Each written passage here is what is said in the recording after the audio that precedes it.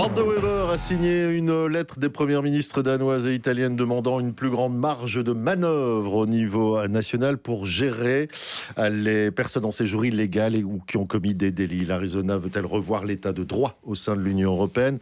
C'est la question du café sans filtre de ce matin. Bonjour Monsieur Binet, Maxime Binet. Bonjour et bonne semaine. Bon début de semaine Emmanuel. Oui, en clair, cette question, la Belgique demande de revoir l'interprétation de la Convention des droits de l'homme car ce texte freinerait certaines politiques migratoires. Pour en parler, bonjour Denis Ducarme. Bonjour. Vous êtes député fédéral pour EMR, vous avez été l'un des négociateurs pour le mouvement réformateur concernant les matières d'asile et d'immigration pour voir l'Arizona aboutir sur ces matières-là.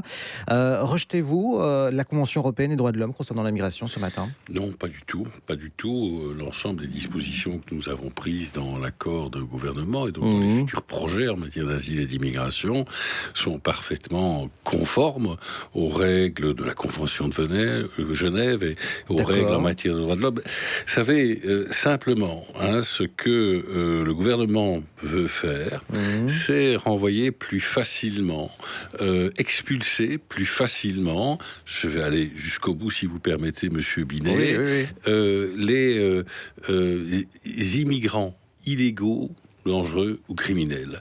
Et donc, pour cela, faut-il revoir la Convention européenne des droits de l'homme? On ne demande pas de revoir la Convention européenne. La réinterpréter? On ne demande pas de la réinterpréter. On a constaté qu'en effet, un certain nombre de recours, parfois, nous mettaient dans l'incapacité d'agir par rapport à des immigrés illégaux, dangereux et criminels qu'on souhaite expulser dans leur pays. D'ailleurs, vous savez, comment ça réagit à ce document signé par plusieurs pays de l'Union européenne. Donc voilà, vous voyez tout de même 9 pays européens qui disent attention, on souhaite se donner plus de souplesse pour renvoyer ces illégaux criminels dans leur pays. Le secrétaire général du Conseil de l'Europe, on dépend, la Cour européenne indique lui-même, il est socialiste, qu'il est ouvert au débat. Mais ici, puisqu'on a la gauche francophone, qui est sans doute la plus bête d'Europe... Vous avez fort ce matin, alors. Mais non.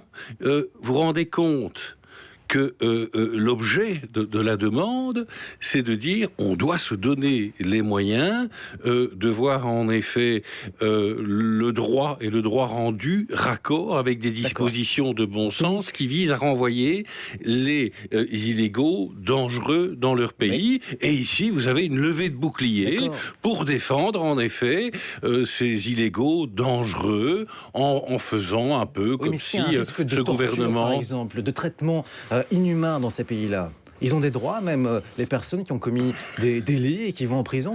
Mais vous savez, la Belgique y veille. On ne peut évidemment renvoyer un certain nombre de personnes qu'à partir du moment où il y a des standards un minimum qui sont assurés en termes de respect des droits de l'homme. Mais nous dire qu'on va devoir stopper cette politique essentielle qui est de vider de nos prisons. Vous savez que le nombre de personnes illégales dans nos prisons, c'est 43%. 43% des places dans nos prisons sont occupées par des personnes d'origine étrangère. Donc, évidemment, pas d'origine étrangère, des personnes étrangères. Donc, naturellement, on souhaite mettre en œuvre nos politiques. Et comme 8 autres pays de l'Union européenne, on envoie un message, on souhaite ouvrir le débat, sans plus. Donc, vous rejetez les accusations dites de populistes auprès de la gauche. En tout cas, c'est ce que la gauche, plusieurs partis à gauche, vous accusent avec... la gauche est scandaleuse. La gauche est scandaleuse parce que la gauche, depuis que nous avons renvoyé pêle-mêle, PS, Écolo et le PTB dans l'opposition, elle fait feu de tout bois, elle est aux abois. Dès qu'elle peut, elle nous qualifie de populistes, d'extrémistes de droite.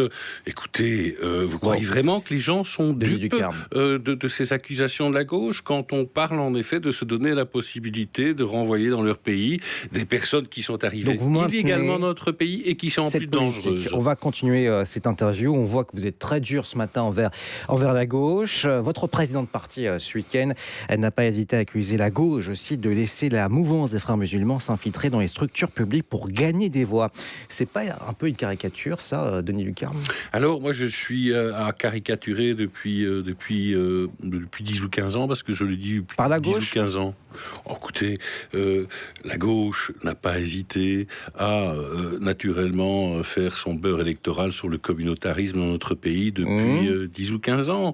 Moi, je demande en effet qu'on soit plus strict par rapport à un certain nombre de mouvances radicales.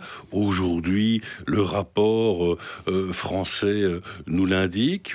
Il l'indiquait déjà dans le cadre du rapport que j'avais demandé, nos renseignements l'indiquaient déjà dans le cadre du rapport que j'avais demandé en 22. Là, personne n'en avait parlé, c'était sur les frères musulmans. On nous indiquait déjà en 2022 qu'en effet, c'était une menace extrémiste, radicale, dangereuse, qui risquait d'islamiser, parce que c'est le but des frères musulmans, c'est écrit noir sur blanc dans le rapport des renseignements, islamiser notre société. Et donc vous demandez d'actualiser. Le rapport français sort, et donc on nous cite qui en Belgique? Le CIIB. Oui. Et quand on fait le point sur un certain nombre de responsables au niveau du CIIB, eh bien, on retrouve en effet toute une série de mandataires écolos, d'élus écolos, de cabinettards écolos. Et donc, bien entendu que dans notre pays, il y a des partis qui sont...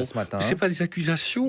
Écoutez, il suffit de lire le rapport. Moi, je veux bien que tout le monde dans ce pays parle du titre du rapport. Il faut lire ce rapport. Il faut voir que dans ce rapport français, on indique les liens du CIIB avec les frères musulmans, et que lorsque on regarde au niveau du CIIB qui sont les représentants de cette organisation, on retrouve plein de mandataires écolos. C'est pas une accusation, c'est un constat. Brièvement, alors vous stigmatisez, en tout cas c'est ce que dit l'opposition en utilisant ce rapport, une certaine communauté, la communauté musulmane. Qu'est-ce que vous répondez à Écolo et le PS qui disent que votre manière de faire, c'est de stigmatiser des communautés? Mais les frères musulmans ne sont pas musulmans, ils jouent sur les mots. Ils sont islamistes.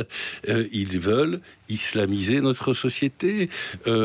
Moi, je veux aussi que l'État belge veille à protéger toute notre société, en ce compris nos amis musulmans. Qu'est-ce que doit faire la Belgique sur cette matière-là alors? Dissoudre. Moi, je me bats, Monsieur Bidet, depuis plus de 10 ans. J'ai déposé au Parlement, il y a 10 ans, une proposition qui visait à dissoudre un certain nombre de groupes radicaux.